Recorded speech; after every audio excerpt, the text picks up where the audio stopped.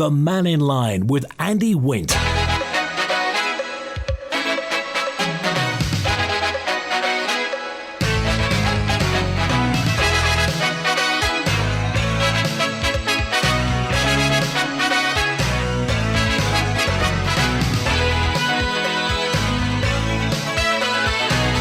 Faster May, good afternoon. Welcome to Mannin Line. Monday lunchtime. Yes, a week today. It's going to be Bank Holiday Monday. I know. Soon comes round, doesn't it? Just a quick word because of MGP and the practice schedule. The Mountain Road will be closed at 6 o'clock tonight till no later than 9.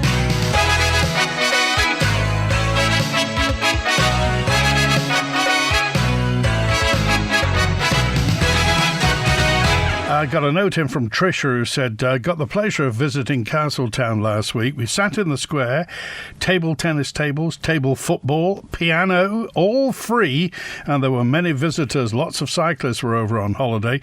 The square was absolutely spotless. Sunday they had a big screen to watch the football, again free. The square was packed. Look at the town square in Douglas. Not used for anything. And what did Douglas put on for anyone to watch the football? Nothing. They just opened the pubs earlier. I think it's time the title of capital possibly should be handed back to the ancient capital of man in Castletown. Thanks for reading, says Tricia on 073. I don't know whether you've been to Castletown lately, but that square is looking absolutely vibrant. Not only that, but the swings in the car park, they've used the lower part of the car park by the old school rooms for big swings, and there's a little ice cream parlour there as well, little ice cream cellar. Absolutely fantastic, looks great. And I think I've got a message in, and this I'm taking this as read, but apparently the piano that is in Castletown Square was actually offered to Douglas, and the council said they didn't want it. So what is Castletown's gain is Douglas's loss. You just wonder what their plans are, really, for the centre of Douglas. But well done to Castletown.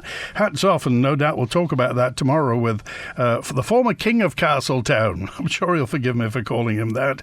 But Tony Brown was returned, I think, twice in Castletown, unopposed. He used to scare people off.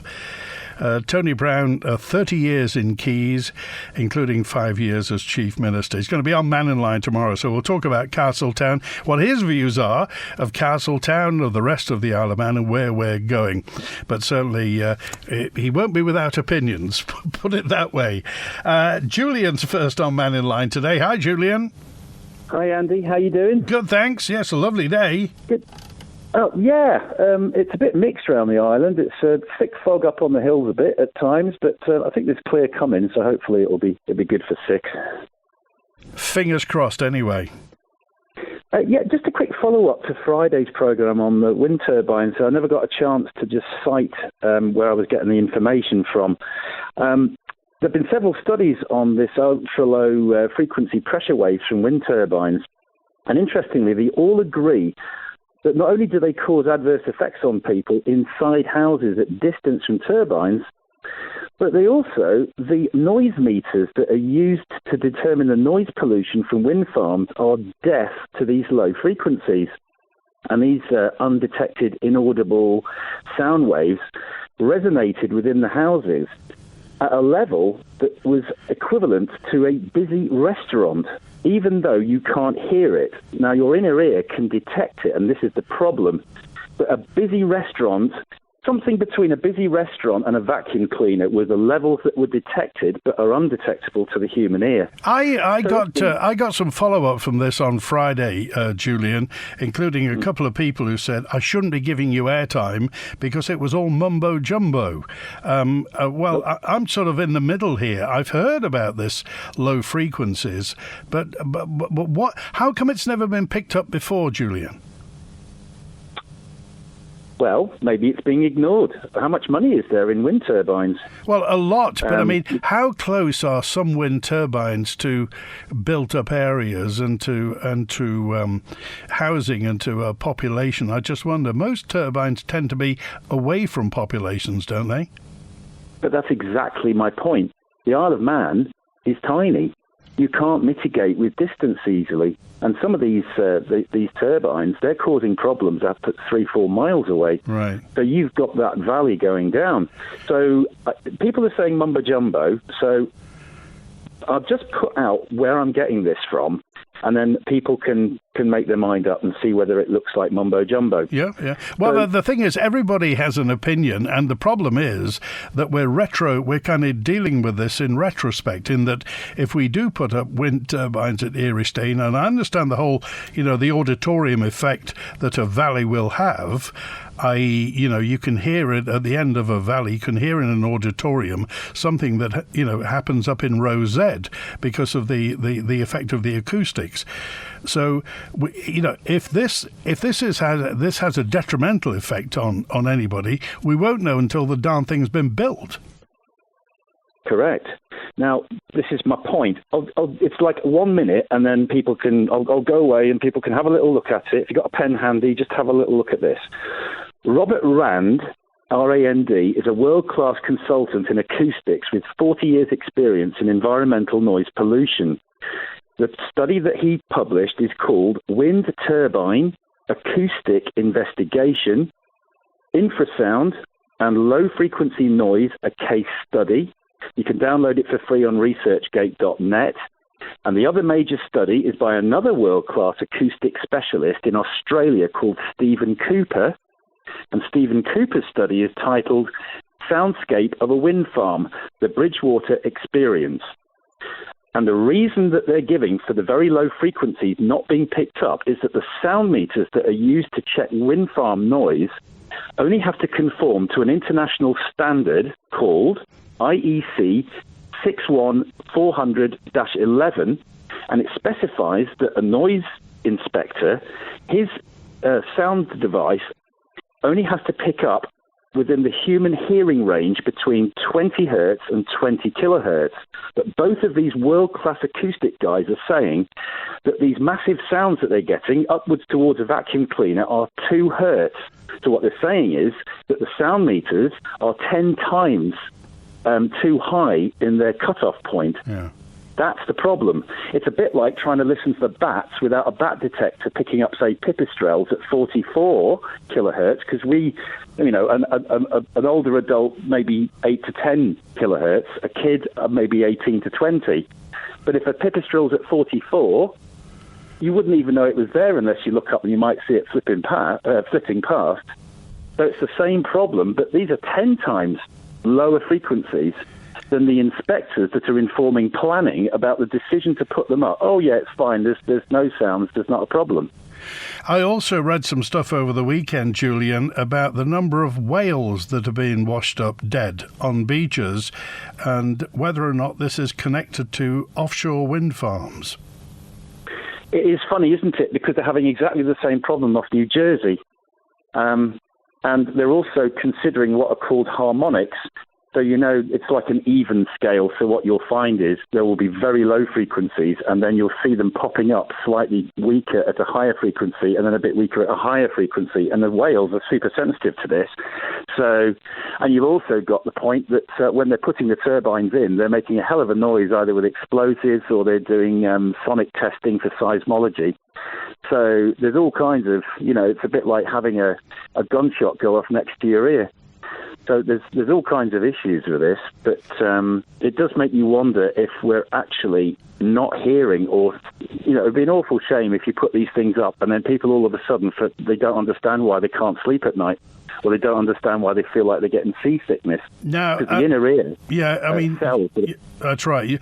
Julian, you see, most people. I'm making a sweeping generalisation, but most people the kind of minutiae doesn't validate their existence. It doesn't kind of enrich their lives. And also, most lay people don't have a professional career in this, do they?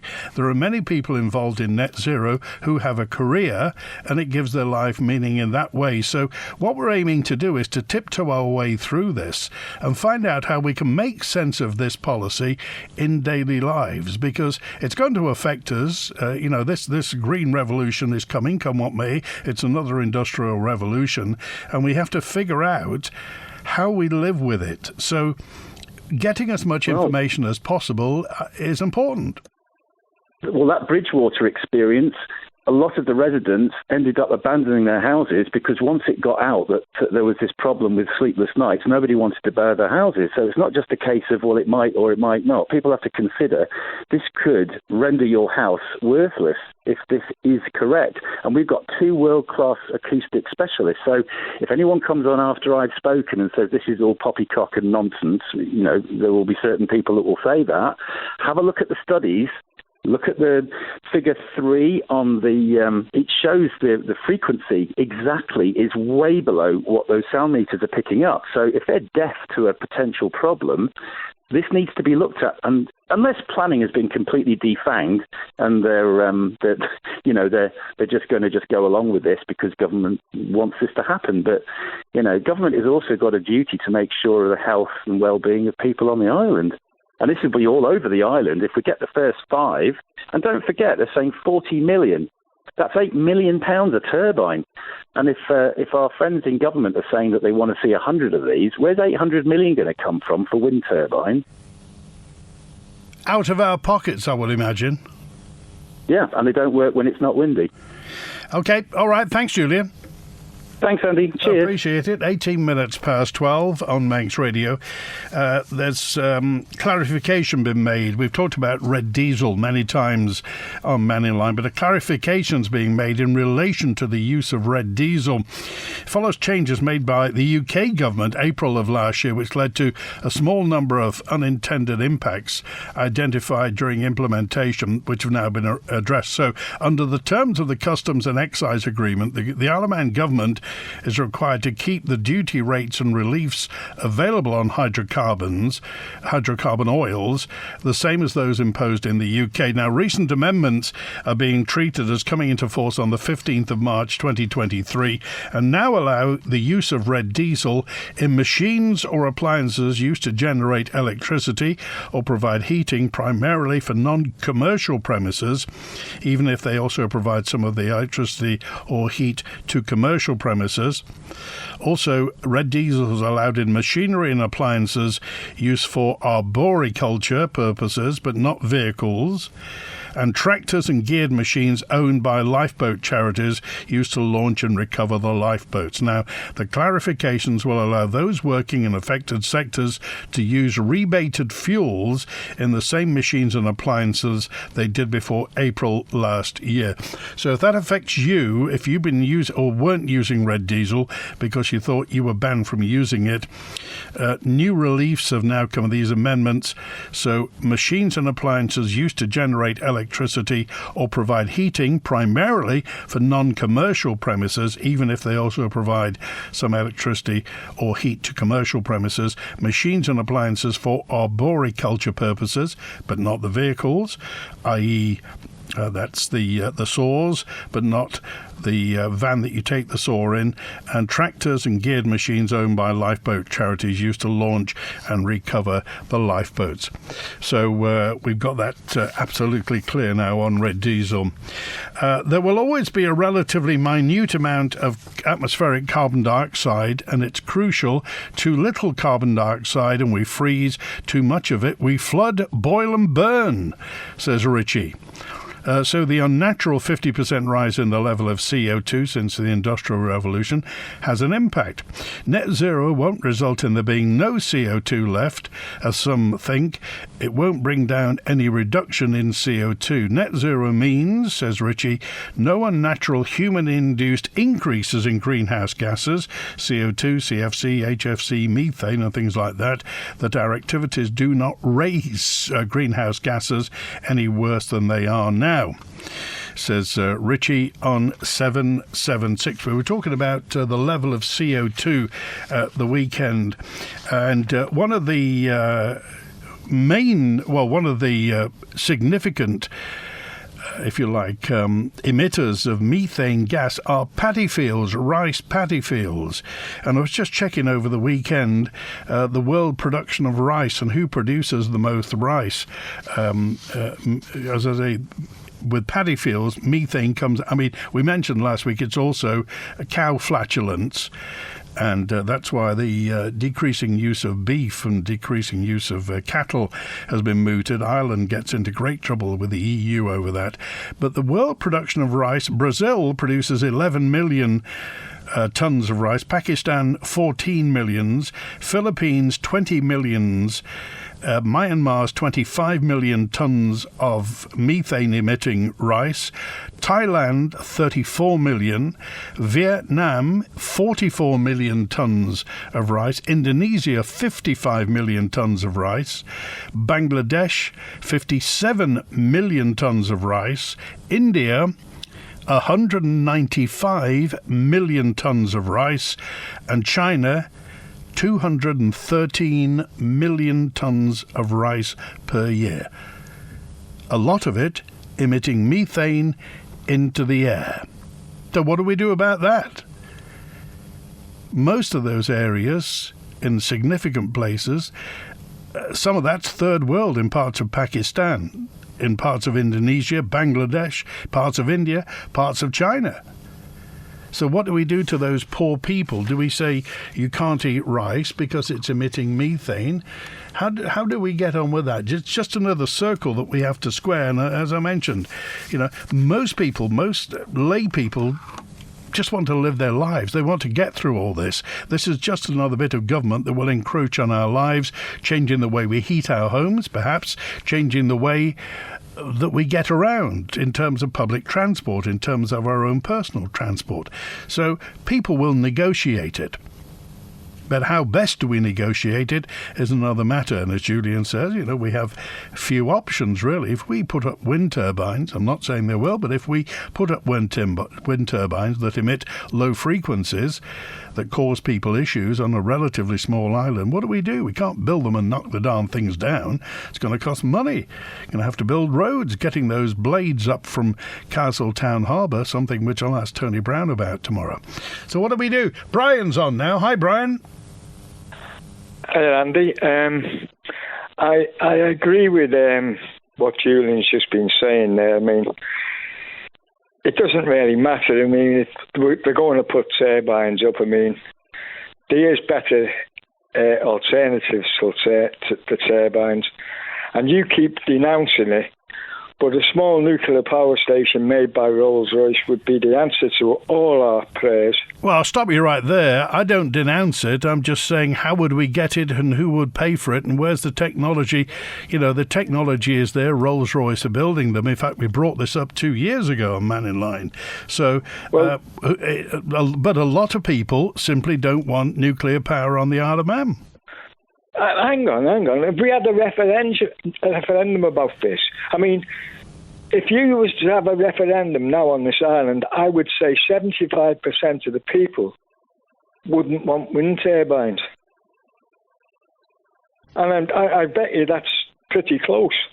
Anyway, that's beyond what I'm not going to go on about. So I'm just going to put something in about these heat pumps. Is that okay? By all means, yeah, go ahead. Right. Now, heat pumps are getting sold left, right and centre on this island because people think they're being green. But the idea, these heat pumps, and this is true, if you've got more than 10% of your energy going out to your house, a heat pump is no use whatsoever. It's as simple as that. Anything more than 10% of energy going out, heat pumps don't work. And that is why you've seen people getting heat pumps taken out on this island because they said they don't work. And that's the simple reason. See, what's happening, people, and this is it, people are selling these heat pumps. They don't care. They don't tell you what it's all about. But, as I say, 10%, over 10%, and a heat pump is rendered useless. Okay, and so, just tell me how you know that. Because a person wrote up and she was getting a heat pump fitted. This is in the paper, and they came, inspected the house. Yes, everything's hunky-dory.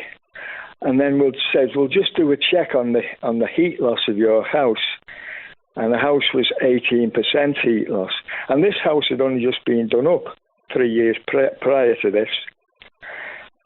And they told her, says you can't have a heat pump. There's no point in you having a heat pump because you're losing too much heat out of your house. So I'm just saying, and there is cases on this island now. I've spoke to plenty of plumbers, and they have told me, they've had the heat pumps taken out because they're not working. How much do they go out at a heat pump? How much are they? They're about 10,000 quid, aren't they? 10,000. You know, yeah, it's about 10,000 quid a heat pump. So. It's just I just thought I'd put the people right, because there is cases, as I say, I've spoke to several plumbers, and they've said, we've took heat pumps back out because they can't get any heat back in the house. Okay. All right. I appreciate that, Brian. Thanks for calling today. Okay. Bye now. Good to hear from you. Well, if anybody can put us straight on that, then by all means, do get in touch. What's the situation with heat pump? From my layperson's knowledge here, a heat pump transfers heat from cool to warm, doesn't it? From warm to hot. Transfers thermal energy. Basically, it uses the refrigeration cycle. I think I'm right in saying that. I'm no plumber. I do know it costs thousands. I didn't know it cost £10,000, but it costs a lot of money. But the heat pump, and of course there are different types: ground source heat pump, water source heat pump, exhaust air heat pumps as well. And they use heat pumps in big areas, some places. But we need a plumber to tell us all about heat pumps, don't we? I need a plumber from somewhere, David. Oh, Andy, I knew you were going to ask me that question. But what you need is you need to go to training at the college, don't you? I need to get on a course. You need to get on a course, and that's the issue I was going to bring up there. Where is the Board of Education now, and the Minister and the members in there, regarding training the new apprentices that are coming forward, all the apprentices that halfway through, when all these fossil fuel boilers are going to be gone? Well, I mean, we're talking about tomorrow's technology, so surely now's the time to be training up, young boys and girls who are 18, 20 years of age, and giving them a lifetime career. Yeah, and you look at, and we batter on all the time, there are simple things that have done on the arm: PV panels, solar. I've got evacuating tubes on my house, not my house, but my garage, giving us hot water. Even at the minute, it's giving us warm water, which preheats the cylinder, and then it supplements my oil boiler, which I can hopefully be without for 2 fills, or not have it on until the end of September. But we're not looking at this. I hate to say it, but they're all on holiday, aren't they? So, but what are our politicians doing for us at the minute regarding training our apprentices, bringing them forward, or making those initiatives for all those schools we've got with nothing on their roofs, not producing electricity? All summer we could have had free electricity thrown into the network and pushed around all over the place. We're not looking at things we can actually do at the same minimum cost. I know, because I'm involved in a football club, we spend about $7,000, 12 panels on the roof. We're making free electricity. When we're not there, it's going out to the grid. We're getting the pittance back. But at least we're doing something. And then when we've got a bill coming in, it's minused off the bill. Who paid for the panels? The community. And God bless the Lottery Trust as well. I've got to say that in the Manx Lottery Trust. I do have I don't do the scratch cards, but I do the lottery every week. because one day I'm hoping that big hand will just come on top of my head and say, "You've won it." And then we can get things done. We can do things ourselves. I'd love to have an initiative where, and I was just going to say it too, the guys that live on the, well, all the people that live on the Isle of Man, to tell you the truth, that have got more money than me and you and whatever, and put their money into hospice or whatever, and don't take the praise for it. There's lots of them out there that do certain things and add to it. But I wish that we could have some initiatives from our own government that the population could say, great, they did something for us, or give us some of that money they've got stashed in the corner, or the housing people you can't get on. But now that the Chief Minister's in charge of the DOI, maybe he could instruct them to say, you need to go onto Manx Radio and tell the public what's happening, what you're spending our money on, and how much profit you're making, but you're not making any at the minute. Okay. All right. Thanks, David. See you later. All right. 28 minutes before 1 o'clock. Juan's here. Hi, Juan. How are you, Andy? How was your weekend? Very good, actually. It was lovely and sunny, wasn't it? It was gorgeous. It was gorgeous. Yeah, I was at Port Erin this weekend. They had a great beach festival on down there, and loads of people. It was very well attended. Good little event. But while I was down south for this weekend, I managed to have a little trip up the Erie Staine just for a nose about, and there's a nice big sign being placed on the road up there about the wind turbines. But I'm looking at the natural environment up there, and I think down from the valley up to the top is about 660 feet, I believe. And these wind turbines are, correct me if I'm wrong, 600 odd feet? Big. In height. Yeah, big. Yeah, huge. And I don't think people have that conception, unless you've actually seen these wind turbines up close. I mean, I used to be up in Rosendale quite a lot, and you see them in the valley there. And they are huge. I mean, they're massive pieces of equipment. So, like you said, the logistics of getting them there, the placement of them, because there's going to have to be a certain distance between them all. I can't see that they're going to get them there without building new roads. You've got the new roads, and then you've got all the cabling and digging that's going to have to be for the cabling. There's going to have to be a substation. So there's a massive amount of stuff which has not been publicised yet about this. And I mean, as Julian was going on there, and I know people kind of get lost in his technical detail. But you know what? All I can say to these people is there's people come on this show like John Curtis, but Julian has got no dog in the race.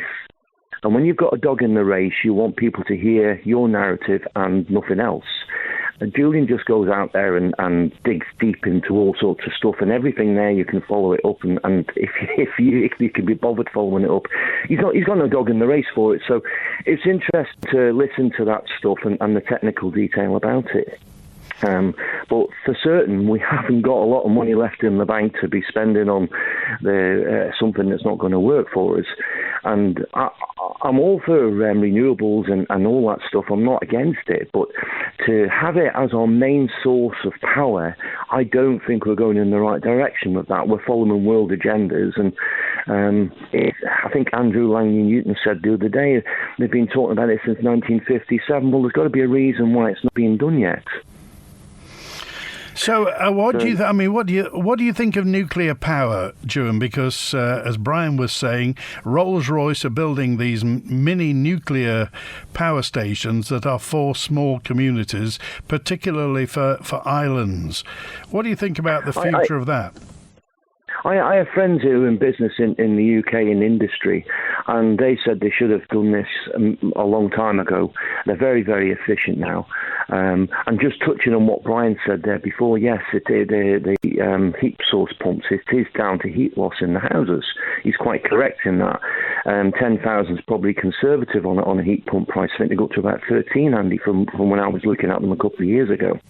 And it is down to insulation. But then, obviously, if you insulate your house well anyway, then whatever fuel that you use, the insulation values are going to work for you. So, again, we're down this sales pitch of selling something completely new and untested. My main point that I was going to talk about anyway was the petition that was handed in last week into Downing Street. 300,000 people signed a petition, which I think was instigated by GB News, one of the leading news reporters now, who had an award this year, handed in for the keeping of cash. And since then, I think within 24 hours, government announced that there had to be cash supplies or cash machines within 3 miles of everywhere, I believe, Andy. Is that right? I think it's about... I couldn't remember whether it was 2 or 3 miles. Yeah, I think it's 3, but again, I think the point that's made there, 300,000 people took the time to sign a petition, and I think that kind of shows where the power is with people. You know, when people sit there and say, oh, we can't do anything about this and we've got no say and our voice doesn't matter. Well, collectively, yes, your voice does matter. And I think that's the important thing out of this. There's been a turnaround in government. And I think, you know, on the cash thing, cards are great, they're fantastic, but I think if we lose that cash, cards could be a different story for our future. So that was my main point today, was the petition. So I think people just need to remember that their voice can be heard collectively. Have you seen the proud Manxman who reviews the papers on GB News, by the way? Oh, who's that? Kevin Woodford. Okay. No, there's me thinking. You see, as soon as you mentioned the Manxman, I'm thinking of the boat. There you go. No. Oh, see, I didn't see that. No, Kevin Woodford is one of the newspaper reviewers, I think, Saturday mornings on GB News, and a fine job he makes too, as well. Is it? Right, okay. I don't follow it much. I just get the clip-ons of different things that go on from it. But, we've got a Manx link. With a tenuous Manx link there, then. Manx links everywhere. Okay, thanks, Ewan. Cheers, Andy. Just Care Products for mobility solutions. As the island's exclusive stockists of the Cozy Feet footwear range, Just Care Products have a wide choice of Cozy Feet shoes and slippers for you to try. Highly recommended by healthcare professionals. Come and try a pair of Cozy Feet today at Just Care Products. Find us behind B&Q, or for more information, give us a call on 627 177. The Isle of Man Government Conference is your chance to put questions directly to ministers about key topics of education, housing and infrastructure, and finance. 20th and 21st September at the Villa Marina. Registration is free, in advance or on the door. Visit gov.im/IOMGC. Building a better future together. When you save a little money, it means a lot these days. If you're looking for bathrooms and tiles, you'll always find something new in store at Pacesetter. For surprisingly affordable prices and excellent choice, search online for Pacesetter Douglas. Or better still, visit the Pacesetter Bathroom and Tile Showroom on Harris Terrace and see the new styles in store. You can get the best of everything, where the price is twice as nice. Mike has got the conister feeling. Because despite his busy life, getting the finance to sort some home improvements was quicker and easier than he ever dreamt with Conister Bank. You got me feeling good, got me feeling good, got me feeling good, got me feeling good, yeah! Ooh, and not even Conister can help improve his singing. Apply online today at conisterbank.co.in and you'll get the Conister feeling too.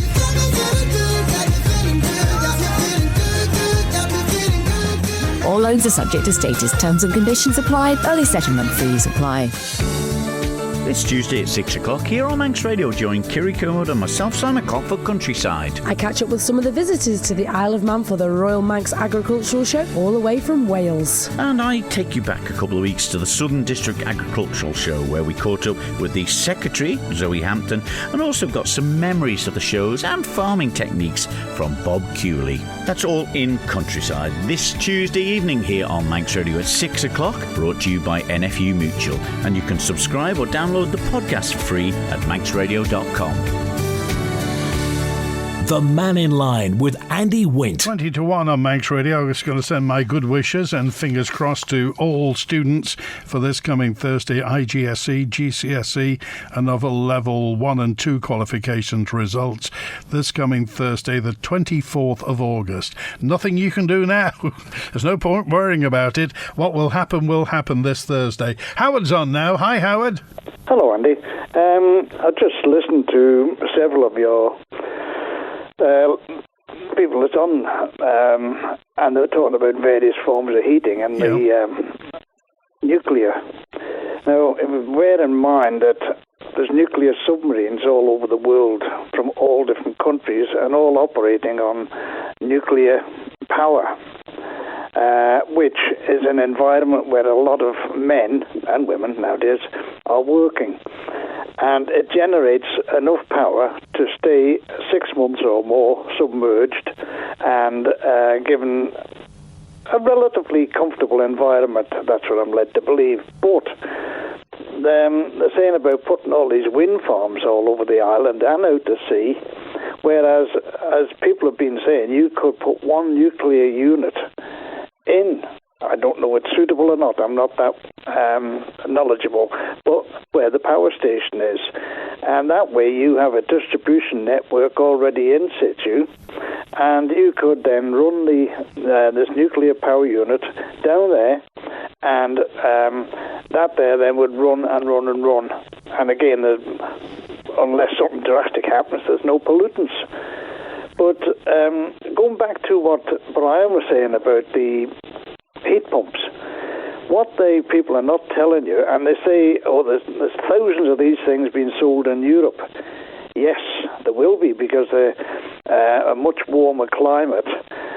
Coming up into the northern regions like we are, you would need a fairly substantial unit, but they also say that the unit itself can be anything up to £10,000, but if you've got existing radiators, it's every probability they would have to be removed and enlarged ones fitted, because the pump is only putting out a certain amount of heat, and you would need a larger radiator to be the equivalent of the one you're using at the present moment, whether it be gas or oil.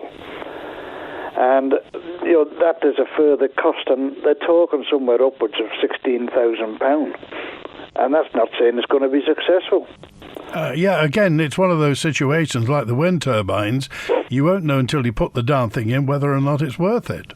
Yeah, but as I say, down in the Mediterranean, all through Europe, etc., well, it's a different climate down there. If anybody remembers when the first automatic wash machines came out, built in Italy, they only had about an 800 spin. By the time you put them up here in Britain, that 800 spin was only just taking the moisture out of it, not enough to dry them.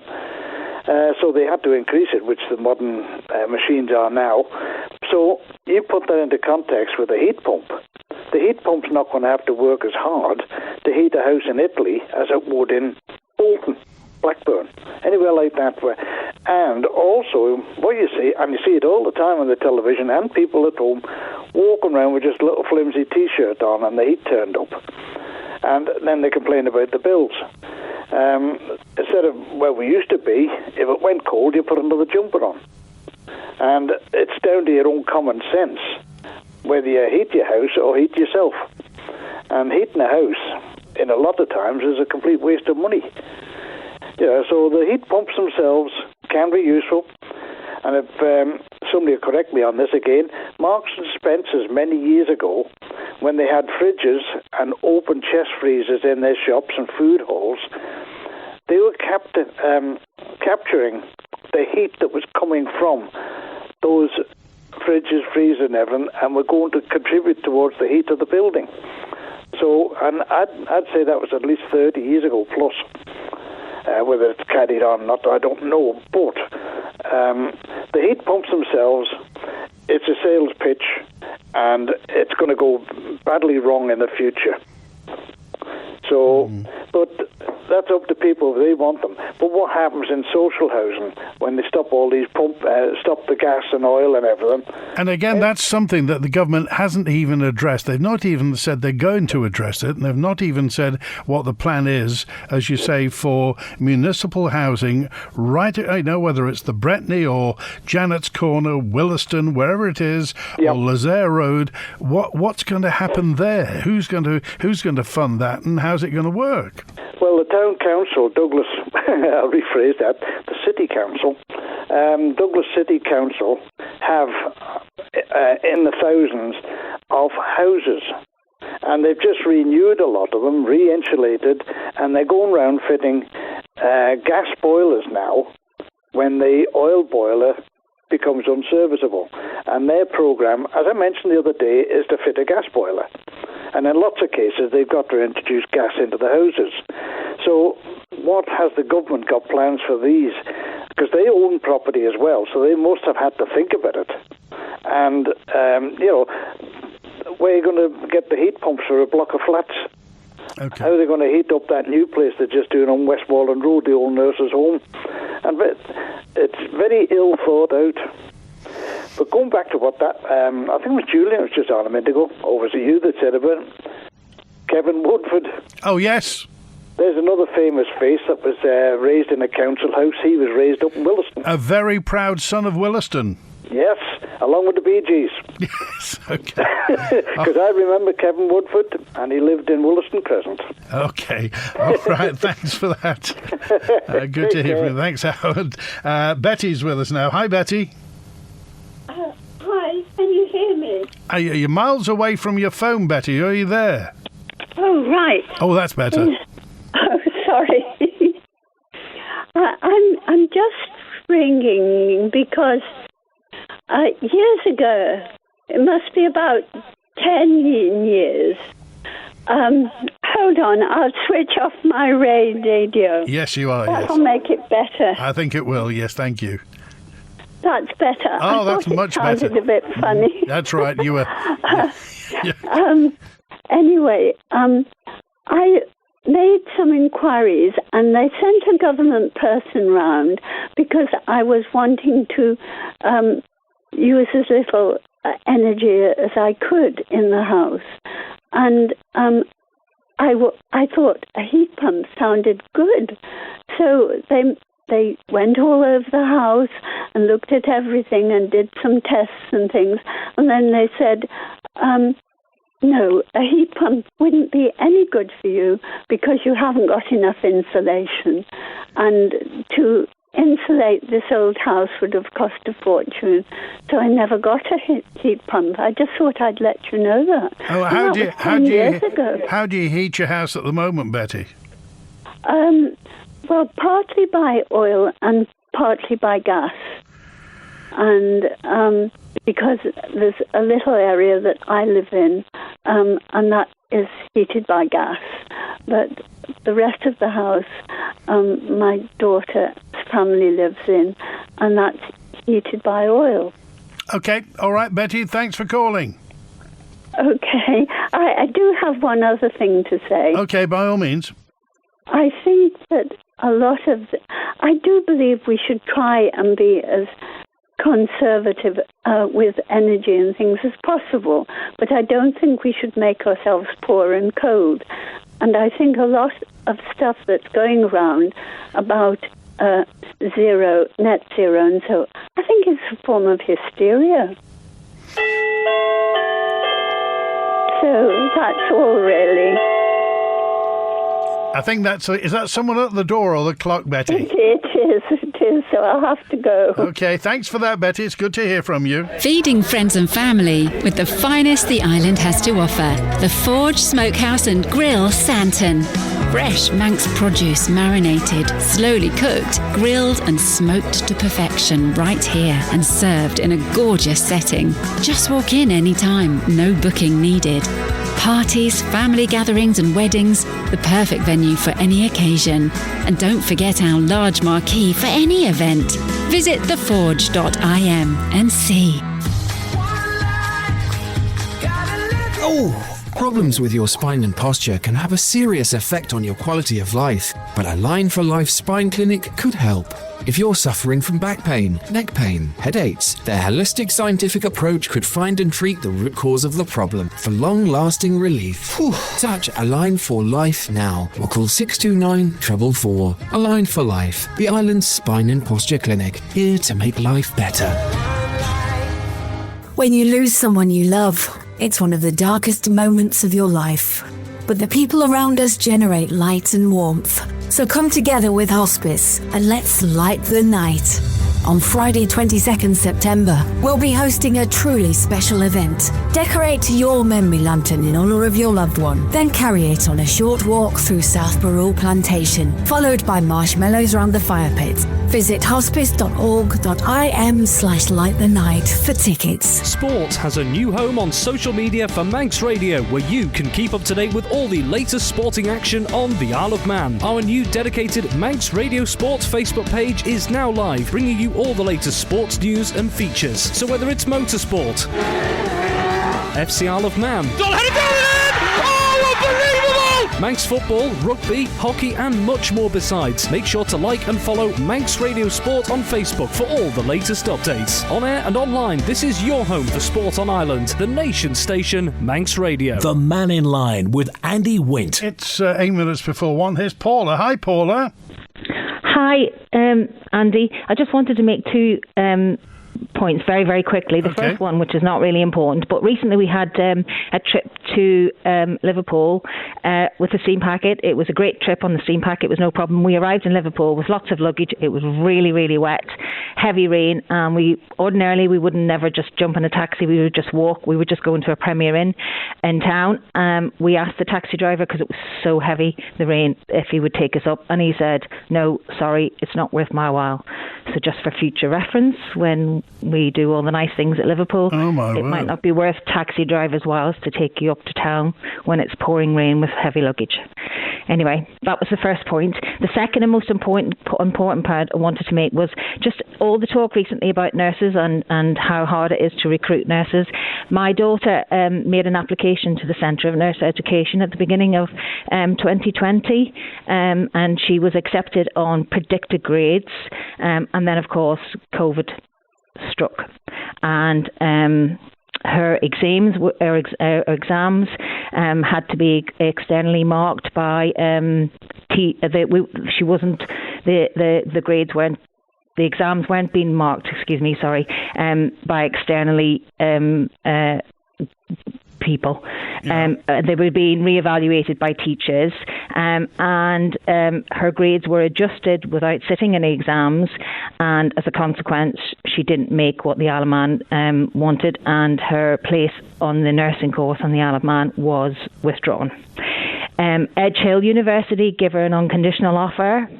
Isle of Man was her first choice, Edge Hill was her second, and Edge Hill University gave her an unconditional offer, and of course she took that because she couldn't stay here. All nurses, regardless in the Isle of Man and in the UK, are offered a bursary to help to cover their costs, but because she didn't get into the Isle of Man course, she wasn't entitled to a bursary. Because she didn't live in the UK, she wasn't entitled to a bursary. So out of all the nurses that sat that course in Edge Hill, she must have been just the only one that didn't get a bursary to help cover her costs, so she relied on the bank of mum and dad. She did and has just completed her 3 years, and last week phoned us whilst we were on holiday to tell us that she passed with the first and won't be coming back to the Isle of Man. I just wanted to say how proud we are of her. You must be as well. That's fantastic. Where's she going to be working? She has a job at Aintree, but how sad it is that the Isle of Man has lost such a good nurse. And that was purely because the predictive grades didn't come up to what was expected here? Yes, purely because she didn't get her predicted grades. And no discussion about it? No chatting about it? No, the Centre of Nurse Education just said that, unfortunately, there was nothing they could do about it. They had to go with what the grades that were required, and no discussion or no allowance for the fact that we were in the middle and the height of a pandemic, and I'm sure she's not the only one that this happened to. But Paula, that's a crying shame. It is, because she is a fantastic nurse. On hindsight, being away from the island has just made her such a special person, and she's done so well. But we've lost a great nurse, and our daughter's now living away from home because the Isle of Man turned their back on her. Any chance she'd come back? No. Why would she? No. Sad tale. All right, definitely Paula, not. No. I appreciate your call. Thanks for that. Okay, thank you. Have you had any experience like that? Have you had any experience like the taxi driver in Liverpool? Not worth my while, mate. MGP practice had to be cut short yesterday because hospital couldn't accept any more patients, says Pat. Is that true? This was announced by the clerk of the course. Text, email, call and WhatsApp. Let's have a look here. Caroline, thank you, Caroline, who just said, all you talk about is wind farms and wind turbines. There's a place for the subject, but it's not the only point for discussion as well. So, you can, Caroline, call up and talk about something else. You're more than welcome to. MGP's on until a week today. Bank holiday. Schools go back 2 weeks on Wednesday. Single-use plastic is outlawed. 8 weeks this coming Thursday. 9 weeks on Sunday. The clocks go back, and 10 weeks tomorrow. It's Hop Tune A. And also, I got a note in from Ellie who just said, nobody said happy birthday to Nobles Hospital. Well, it was July. On the 12th of July, Nobles Hospital, the new Nobles Hospital at Braddon, celebrated its 20th birthday, and Ellie said, I, for one, think the hospital has been a great addition to the Isle of Man. Did go a little over budget, though, didn't it? So does everything nowadays. And that's it. Tomorrow, former Chief Minister Tony Brown is on Mannin Line, thanks to Howie and Ben on the phones today. WINT